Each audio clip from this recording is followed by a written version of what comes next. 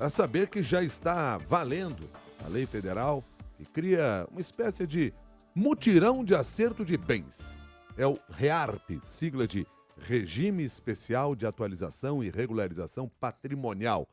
Com essa nova regra, o governo oferece um prazo curto para quem quiser atualizar o valor dos seus bens já declarados ou regularizar bens que nunca foram declarados, pagando um imposto reduzido. Por outro lado, a lei aprovada pelo Congresso e sancionada pelo governo federal aperta as regras para empréstimo de ações, que é uma operação comum na Bolsa, e ajustes na tributação de hedge, feito no exterior, que é um procedimento realizado por empresas brasileiras para proteger a operação cambial, exportações, dívidas externas.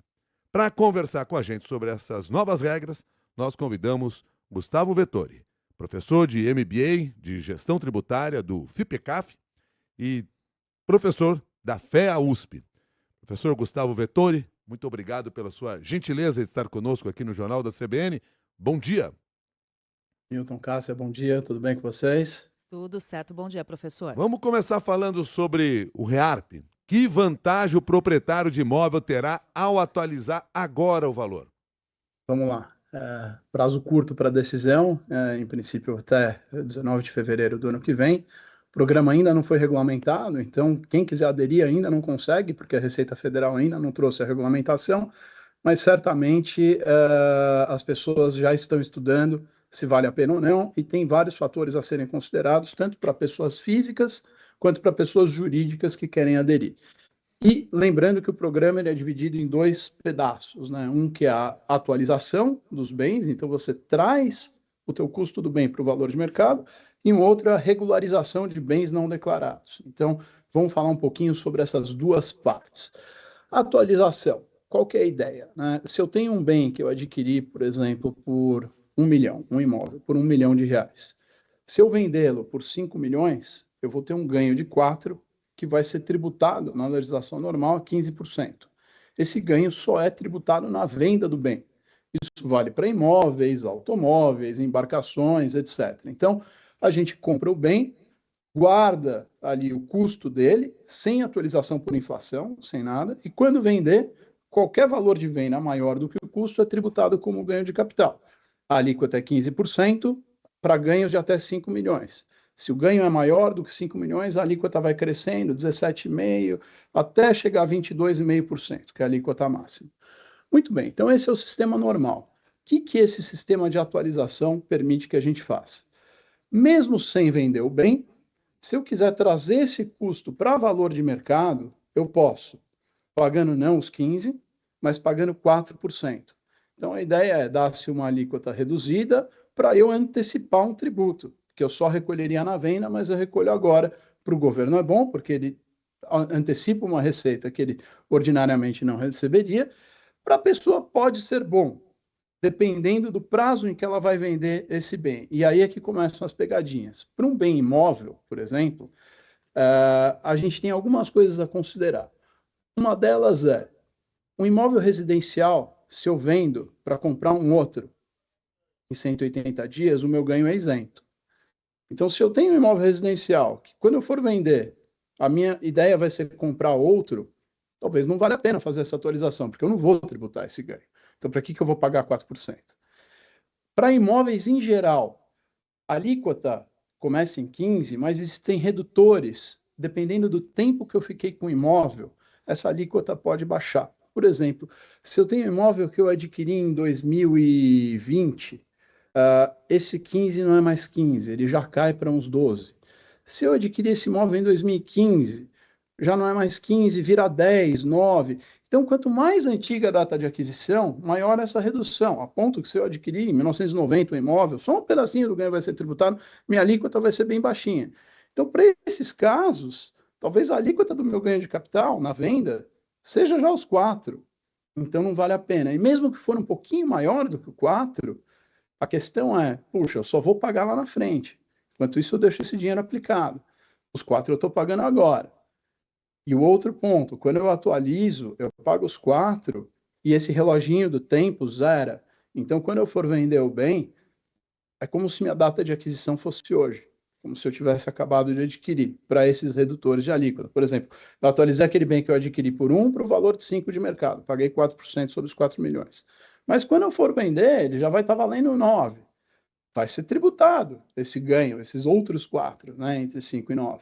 E o meu reloginho de aquisição ele vai começar agora em 2025. Então, tem que fazer essa ponderação. E é óbvio, a gente vai chegando à conclusão, puxa, então esse sistema é muito bom para quem não adquiriu há muito tempo imóvel, que o redutor não vai ser grande, e para quem pretende vender logo, ou seja, quem está na boca do gol para vender. Só que daí a lei faz uma trava. Ela fala, olha, se você vender esse bem nos próximos 5 anos, a gente desfaz toda a redução. Então, assim, você pega um imposto, você vai tributar 15% e compensa o imposto que você pagou, mas no final das contas se desfaz o sistema, né? O imposto que você pagou é atualizado pela Selic, que não é maravilhoso, Selic simples e tal.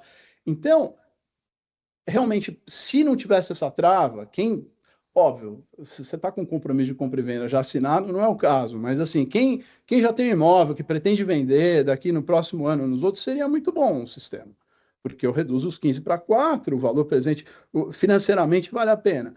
Agora, como eu tenho essa trava de 5 anos, aí a conta não fica tão boa, porque como eu falei, em 5 anos a alíquota já cai 2% naturalmente por esses fatores de redução. Então, não estou dizendo que não tem público, mas tem que se tomar algum cuidado, principalmente com imóveis, por conta dessas peculiaridades. Para outros bens, como embarcações, automóveis, são bens que geralmente desvalorizam e não valorizam, né? Então, óbvio, se eu tenho um carro antigo, etc., se eu tenho um barco que valorizou por algum motivo, talvez valha atualizar, mas geralmente essa atualização ela é muito mais relevante para imóveis, que são bens que valorizam conforme o tempo, do que esses bens que se depreciam conforme o tempo. Então, essa é a nossa atualização. Uhum. Bom, professor, o que dá para entender dessa explicação detalhada é que, primeiro, tem de ser uma análise caso a caso e talvez seja uma situação da pessoa contar com uma avaliação profissional para saber exatamente se compensa ou não aderir. Sem dúvida, tem que fazer um pouco de conta. Parece bastante complexo, mas é algo rápido que se faz, mas vale a pena ter alguém orientando, porque às vezes parece um bom negócio e não é, e às vezes pode ser um bom negócio e a oportunidade não pode ser desperdiçada. E quanto à regularização? A regularização, aí a gente já está em outra seara. Esse não é o primeiro programa de regularização que a gente tem, é o quarto, na verdade. O primeiro programa, ele era só para ativos no exterior, veio numa época em que começaram a trocar informações sobre o bem no exterior e tinha muita gente que desde a década de 80 tinha dinheiro no exterior, porque, enfim, enviou com medo do Brasil, etc., tinha contas lá não declaradas e não existia um sistema para regularizar. E aí começaram a trocar informações sobre esses ativos, isso é um crime, ter dinheiro no exterior não declarado, ia ficar um problema. Então ali veio o primeiro programa, já há bastante tempo, 10 anos, e depois vieram alguns. Essa é a quarta edição desse negócio. Então o que é a regularização? Agora não é só para ativos no exterior, é para ativos no Brasil e no exterior. Se eu tenho um ativo não declarado, ou ainda que declarado por um valor inferior, mas não porque ele valorizou, por um valor inferior porque talvez eu tenha adquirido uma parte por dentro e outra pagando com um dinheiro que eu não tinha declarado já, e comprei um imóvel, por exemplo, pagando um pedaço por fora. Prática que já foi muito comum no mercado, hoje já é menos, mas pode existir. Aí eu tenho um problema penal, um problema criminal ali que precisa ser resolvido. Então não é só atualizar o valor para o valor de mercado, aqui eu deveria realmente regularizar este ativo. Então, se eu tenho uma conta não declarada no exterior, tenho coisas desse gênero, eu regularizo esses ativos, aí o preço é outro, eu pago 30% sobre o valor do ativo, né? Se é um ativo não declarado, eu pago 30% sobre o valor dele e o regularizo. O que significa isso? O eventual crime de evasão fiscal que gerou aqueles recursos que eu omiti, né, e usei para comprar aquele ativo, ele é anistiado. Então, essa é a parte interessante. Agora, este programa, em comparação com outros, ele tem algumas peculiaridades um pouco estranhas. O primeiro programa de regularização de ativos no exterior, ele anistiava vários crimes, inclusive o de remessa e manutenção de recursos no exterior sem a devida declaração. que é um crime que esse realmente não é nem um crime tributário, né? Ele é um crime cambial e que para eu passar a declarar esses ativos no exterior, eu precisava ser anistiado desse crime.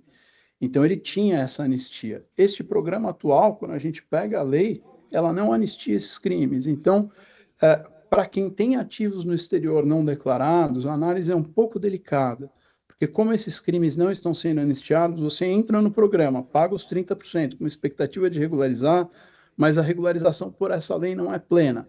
É claro que existem argumentos para dizer que ela deveria se aplicar de qualquer forma. Se os recursos não são financeiros, existe uma segurança maior para dizer que não há o crime, mas também precisa de uma análise um pouco mais delicada, porque ela não simplesmente replicou as anistias de recursos anteriores. E isso, principalmente para recursos no exterior, é preocupante.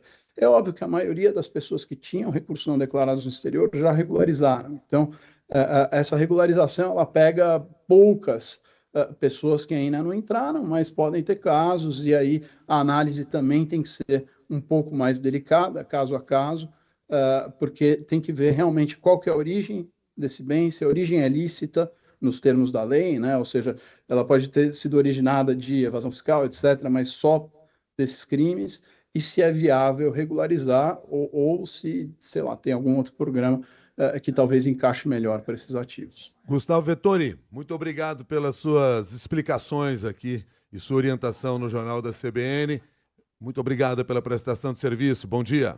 Obrigado a vocês, Milton Castro. Foi um prazer. Obrigada. Vettori é professor de MBA e Gestão Tributária do FIPECAF, que é o Instituto de Pesquisas Contábeis, Atuariais e Financeiras, e também professor da FEA, da USP. Agora que são 9h16, conversou com você aqui no Jornal da CBN.